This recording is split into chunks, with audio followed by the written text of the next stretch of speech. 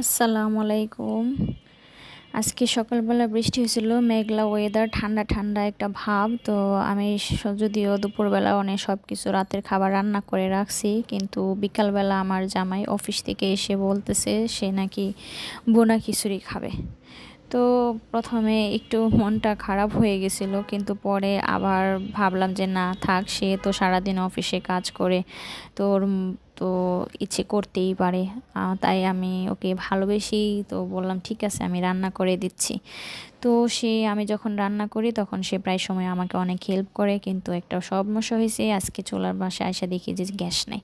তো একটু নিবু নিবু একটা চুলায় জ্বলতেছে, তো ডালগুলোকে আমি একটু ভেজে বাজার জন্য বসাই দিলাম, আর আমি মশলাগুলো বেটে নিয়েছিলাম, আর এখানে আমি চালগুলোকে ধুয়ে দিচ্ছিলাম, আর ও হচ্ছে যে বসায় দেবে। তো প্রবলেম হয়েছে যে আমি ডালগুলাকে ভেজে ধুইতে গিয়ে আমি গরম ডালে হাত মারছি, আমার আঙুলটা গেছে পইড়া। তাই সেই হচ্ছে এখন বসাবে, নাইলে আমি সব কিছু করতাম। তো আমি যখনই কোনো কিছু করি তখন আমার হাজব্যান্ড যেটা খেতে ভালোবাসে সেটাই করতে মানে সবসময় চেষ্টা করি। তো আজকে ওর তার পছন্দের খাবারই রান্না করছিলাম, কিন্তু তারপরেও সে আরও একটা পছন্দের খাবার খাইতে যাচ্ছে। সেটা হচ্ছে ভুনা খিচুড়ি, তার মানে পছন্দের খাবারের মধ্যে এইটা একটা। তো আমি হচ্ছে যে যেহেতু গ্যাস নাই, তো আমি ভাবলাম যে ঠিক আছে তাহলে হচ্ছে রাইস কুকার তো আছে, ওই কুকারে দিয়ে বসে রান্না করব। তো বাসা বাড়ার সময় নেওয়ার সময় আমি আপুকে বারবার বলছিলাম যে বাড়িওয়ালা আপুকে, আপু গ্যাসের তো কোনো প্রবলেম হয় না। তো উনি বলল যে না কোনো প্রবলেম নাই, একদম কোনো প্রবলেম নাই। মানে রোজা সারাদিন রোজা রেখে উনি রোজার মুখে মানে এই কথাগুলো বলছে আমার সাথে। আমি তো পুরাই অবাক, এখন আয়সা দেখি যে আসলে মানে গ্যাসই থাকে না।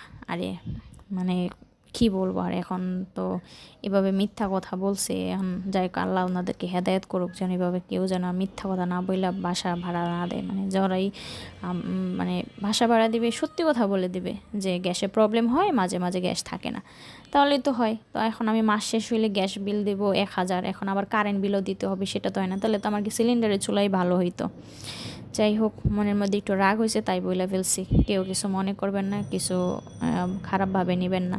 তো আমি মশলাগুলো বাইটে দিছি, আর আমার জামাই, আমার যেহেতু হাতটা পুড়ে গেছে আমি আর কিছু করতে পারতেছি না, আমার জামাই হচ্ছে যে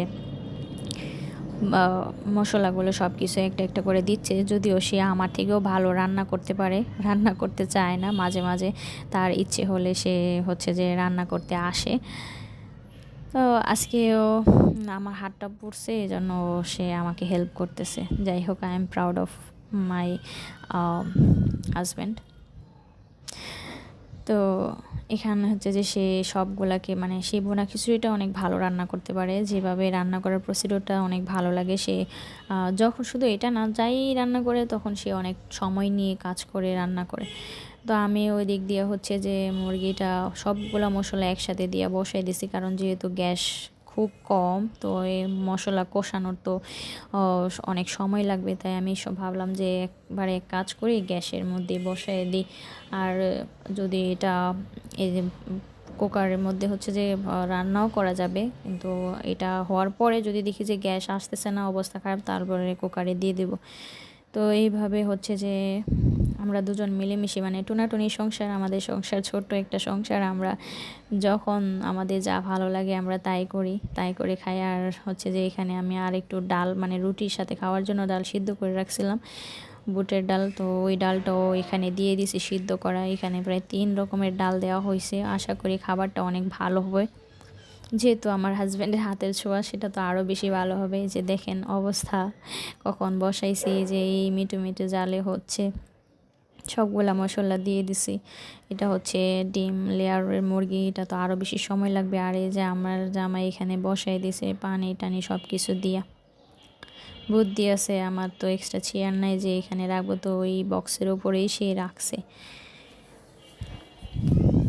তো আমার রান্না প্রায় শেষের দিকে, এখন রাত বাজে 10টা। এখন দেখলাম যে আর একটু সিদ্ধ হবে, তাই এই দুই পাশে দুই সিদ্ধটা বন্ধ করে দিছি। তো এখন দেখি আমার এখানে আমি তরকারির মধ্যে আর একটু আলুও দিছিলাম। আর এই যে এখন হচ্ছে যে গ্যাসের ভলিউম বাড়ছে, আমার রান্নাও প্রায় শেষের দিকে, এখন আস্তে আস্তে গ্যাস আসতেছে। বলেন 10টার পরে কারা রান্না করে, যাদের বড় আমরা সকালবেলা জব করে অফিসে চলে যাই, তো আমাদের তো খাইয়া তাড়াতাড়ি 10টা 11টার মধ্যে ঘুমাইতে যাইতে হয়। এটা এখন দেখেন আমি একটু আলু দিছিলাম, তার একটু ঝোল দিলাম কারণ আলুটা সিদ্ধ হওয়ার জন্য। আর আমি এদিক দিয়ে সালাডটাও কেটে নিলাম।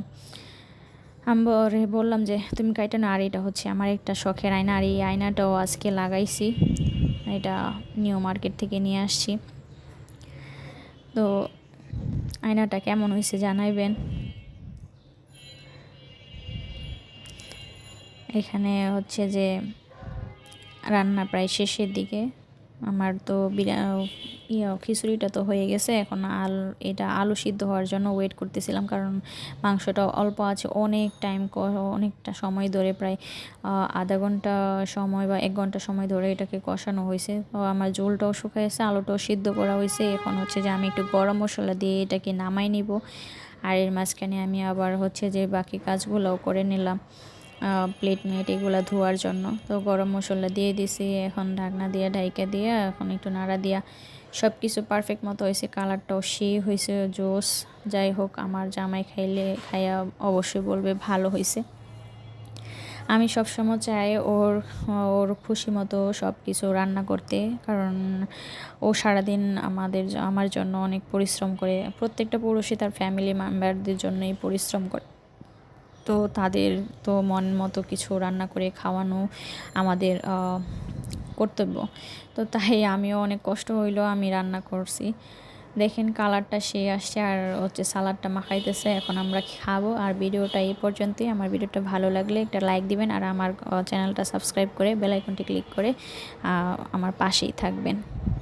খোদা হাফেজ।